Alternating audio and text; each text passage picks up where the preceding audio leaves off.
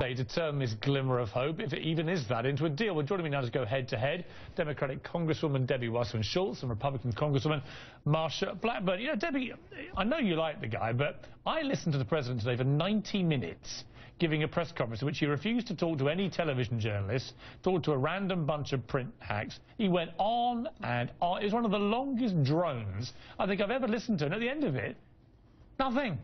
Nothing actually happened. Nothing was achieved.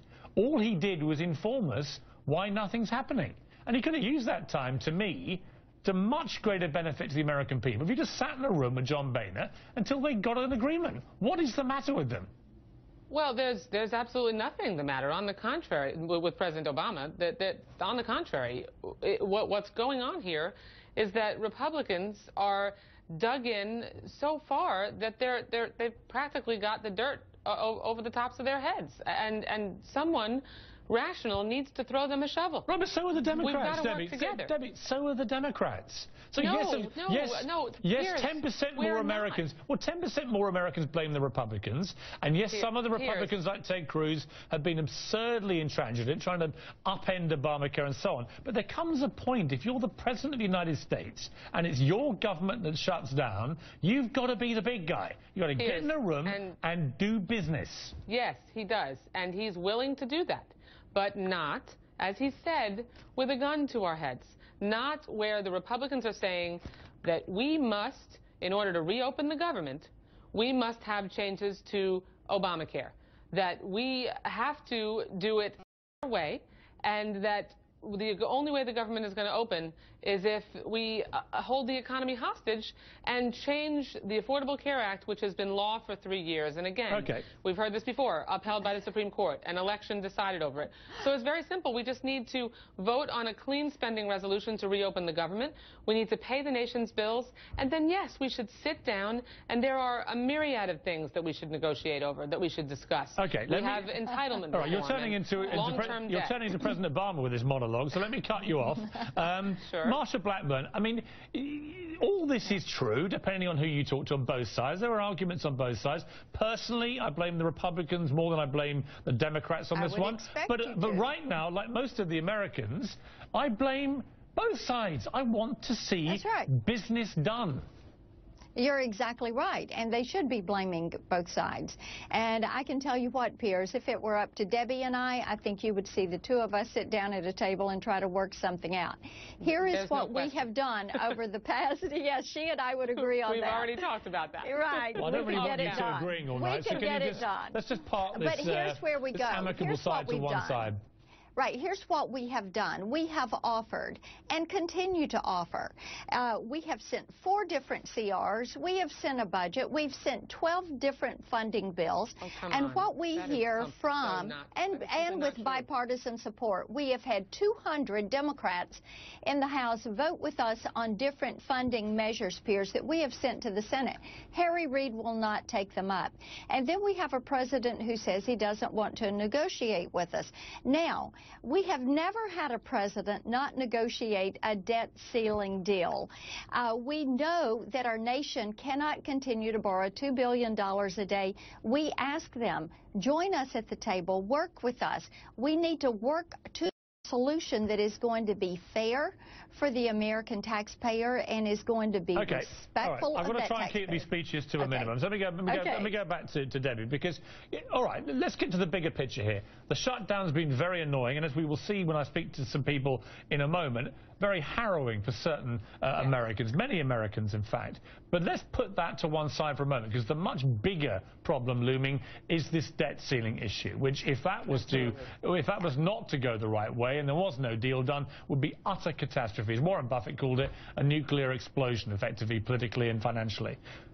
What basically Marsha Blackburn is saying is what I've always suspected, that the Republicans know they can't really win on the shutdown argument. What they really want to do is wrap it all round a grand bargain on the debt ceiling.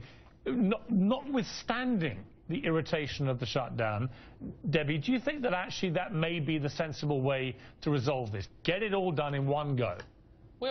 I think we'd be thrilled to get it all done at once. We have to make sure, no question, that we don't jeopardize the full faith and credit of the United States, that we pay the nation's bills.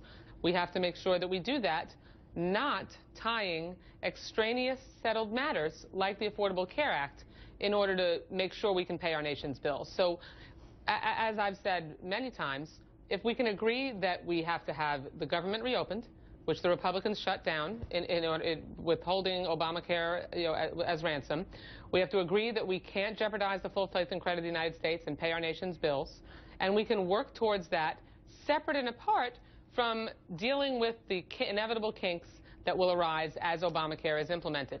And if we also can agree that everyone should have access to a quality, affordable health care, then that is a basis for us to negotiate. You two were boasting to me a few minutes ago that you would be able to do a deal in a room together. So come on, Marsha, that's the opening gambit from Debbie. Let's do a deal here. I will. See, what you have to realize is all these extraneous matters that are a part of a budget, they are line items in a budget.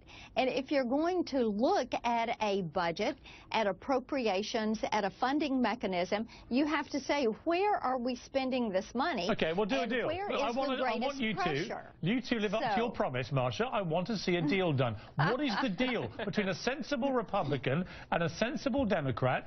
Where is the point where you think this could be honorably settled? Well, I'll throw it out. I think we can both agree that it doesn't make sense to pass a CR with the arbitrary across-the-board spending cuts that are included in the sequester, that we need more targeted spending cuts, and that we need to be more precision-like in the spending cuts that we make.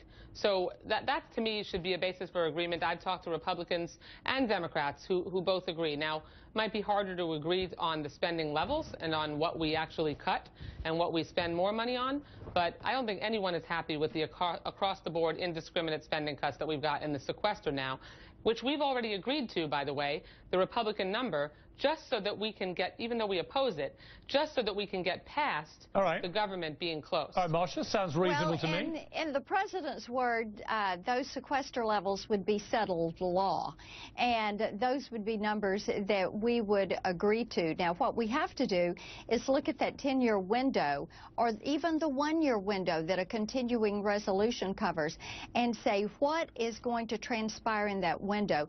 The reason you have to have a discussion about Obamacare and look at what can possibly be delayed in that program is because it has gone from being an $863 billion program to an estimate of $2.6 trillion. Now, there are other things. Marsha, those are CBO numbers.